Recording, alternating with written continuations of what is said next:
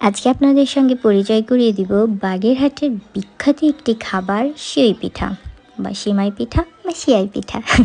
এটা বলার কারণ এটা আঞ্চলিকভাবে খুব বিখ্যাত খাবার হলেও এক একজন এক একভাবে ডাকে, তবে বানানোর প্রসেসটা কিন্তু একদম একই রকম।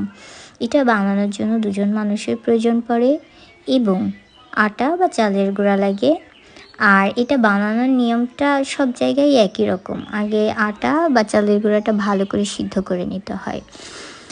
আর এই পিঠাটা না হলে বাগেরহাটের মানুষের কাছে মনেই হয় না যে তারা অতিথি আপ্যায়ন করেছে বা কোনো উৎসব অনুষ্ঠান চলছে। এটা এতটাই বিখ্যাত। বানাতে অনেক কষ্ট হলেও বাগেরহাটের মানুষ সবসময় এই পিঠাটাকে প্রেফার করে হসপিটালিটির জন্য। আর পিঠাটা দেখতে এরকম নুডলসের মতনই লাগে, মনে হয় একদম হাতে বানানো নুডলস।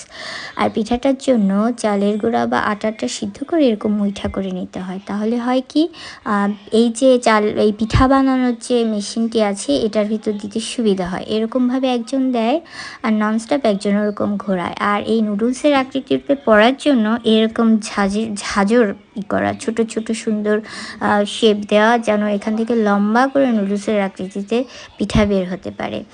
আর এই পিঠাটা আসলে এরকমভাবেই হয়ে থাকে। আর বাগেরহাটের বিখ্যাত একটি খাবার এটা। আপনি যদি কখনো বাগেরহাট আসেন তো আপনাকে আপ্যায়ন করার জন্য এই খাবারটিই দেওয়া হবে।